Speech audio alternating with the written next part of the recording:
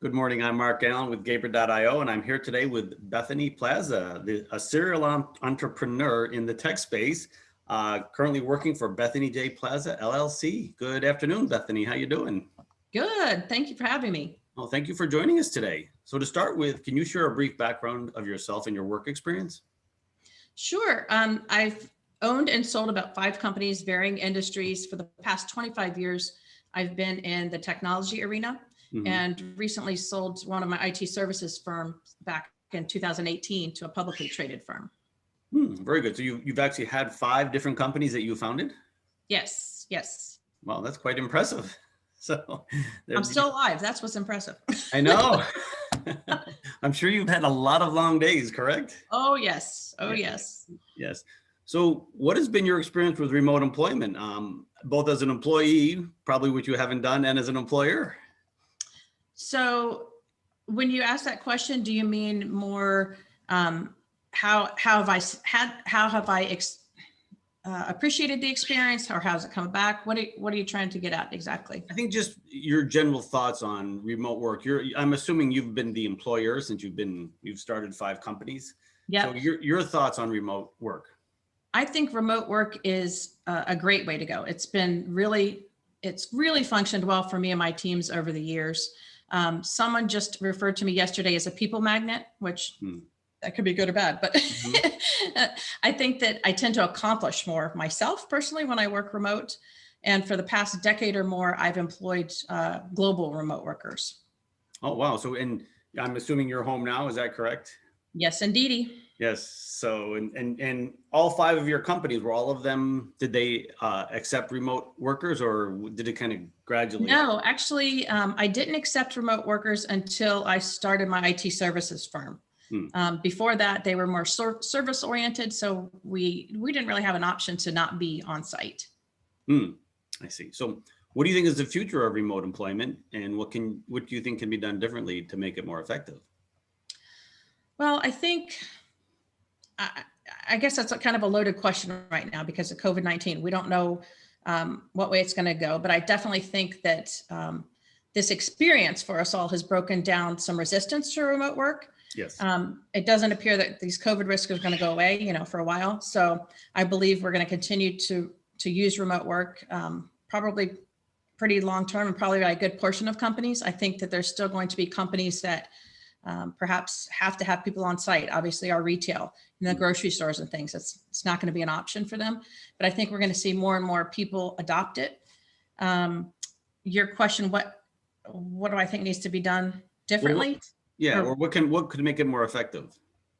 Well, I definitely think the use of technology is something. I think that if we've learned nothing else in this past year, it's that digital transformation was broken and it needed to be mended. But the other thing besides technology, I think, is that managers really need to be taught how to lead in a remote environment, because it is a different style and a different set of qualities that are needed. Yes. And I believe that we'll continue to rely really heavily on collaboration and communication tools. Yeah, and I believe that there are a lot of companies that are building those tools as we speak. I would imagine, some of them are in alpha and beta. I would expect them to become GA sometime next year. Yes, I agree. And maybe that could be your next startup. Who knows? Who knows? Maybe I could compete with Zoom. There we go. That would be, if you could do that. That would be phenomenal. Man, I have a lot of respect for the guy. Yeah. Well, especially that, when you notice, back in March, they didn't seem to miss a beat. They had already, I don't think they expected this, but I have yet to see any problems with it. Have you? No, I love it. I use Zoom probably 8 out of 10 hours a day. Yeah, I'm not quite there, but I'm probably more than most. Although my eyes have definitely lost the battle. I know. At this point. Well, I actually change my background every week just so I don't have the same background, right? Good for you. I end up playing YouTube videos so I can hear the beach crashing. So I think I'm somewhere else. Oh, that's nice. I have to try that. I play golf videos on YouTube, so it's not quite the same. It's just also a very soothing sound for me. So what is the story behind Bethany J. Plaza, LLC? What do you do? How do you help people? All those things. Well, I think that one of the things that I've really enjoyed about owning different companies is the strategy and the building of it. And I've learned so many lessons along the way. Mhm. And I've been kind of a go-to for other startup companies. So I figured that with my experience, I could bring to the table, I guess, skills and experience that would help other companies, other businesses that are not only in the startup phase, but continuing to grow even up to the Fortune 500 level. So I decided that I would monetize it so that I could actually use my skills and all the lessons that I've learned to benefit others. And like if there's one piece of advice you could give to a tech startup, what would it be? Oh my gosh. I know there's a lot. Right. There's such a long list, and that's what I guess the biggest thing is don't be afraid to fail. Mhm. Just use your failures as an opportunity to learn and grow. That's the absolute probably biggest lesson, because we can beat ourselves up so much, but Mhm. so many people, especially in technology, they have the great tech skills, but they don't have all the business skills. And so there's a really steep learning curve. And also don't be afraid to reach out to others who might be smarter than you. It's Yes. okay. Or maybe they've been there, done that. Mhm. That's the best way you can grow.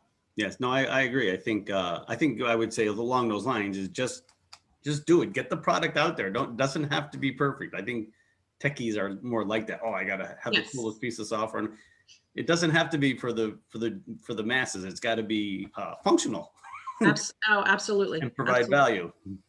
Mm-hmm.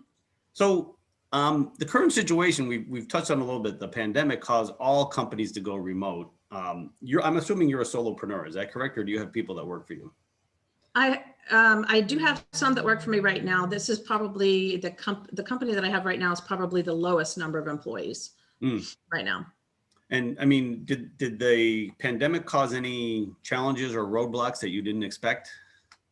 No, because I really started working remote a long time ago, so I've kind of already hashed out a lot of the challenge areas. Mm-hmm. So for me, it was not a really rough transition. And do you stay in touch with any of the previous companies that you started? Absolutely, I believe that everything in business is about networking and bringing your best every day, whether you own it or not. Mm-hmm. So I always stay in touch. Mm-hmm. And have any of them, did the pandemic cause any unusual challenges for those older companies? I shouldn't say older, but you know what I mean.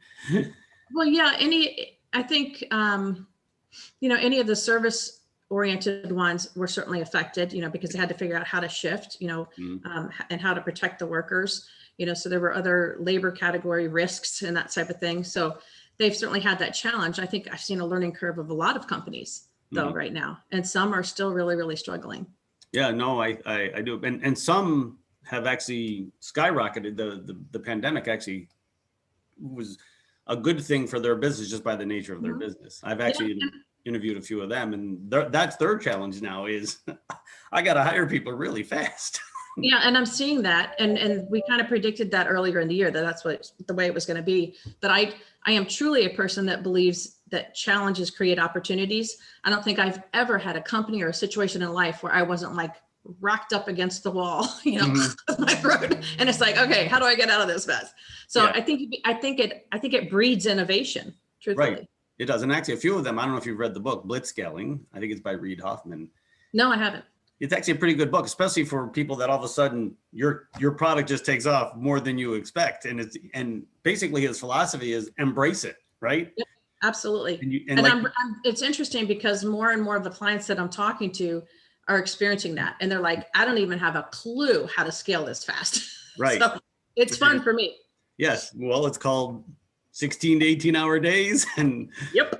Just get up every morning and do your Look best. Up, Buttercup. Let's go. That's all you can do. Which brings me to my final question is there are companies like Gaper that help develop, build, and scale products, especially for these types of startups. So how important do you think that will be going forward for these companies that are all of a sudden on a major upswing? Truthfully, I feel that it will be critical. Mm-hmm. Number one, most companies don't always have all the talent in-house, mm-hmm. and it also is very costly. It's more efficient, I believe, in my experience, to outsource a lot of these different things where maybe you don't have the in-house talent or you don't have the bandwidth So I absolutely believe it could be a critical piece for companies to grow. Yeah, no, and I think you see a lot of tech startups, especially where, younger kids that have this great idea, but they don't really know what it takes to bring a product to market. Absolutely. So I believe if people utilize the different resources that they have, they can really build some great companies. Yes, and hopefully you can scale at a reasonable pace, but that's not always the case.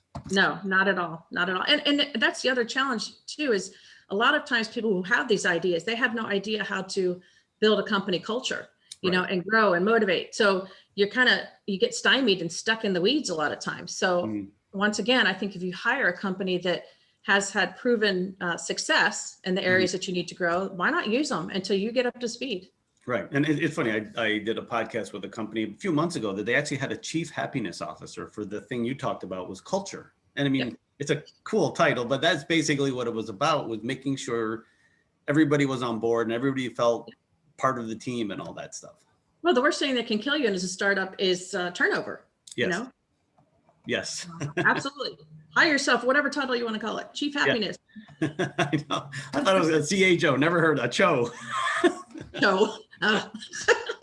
So, well, Bethany, I want to thank you for your time today. This has been very enlightening. I wish you good luck on whatever your next venture will be. I'm assuming there will be one.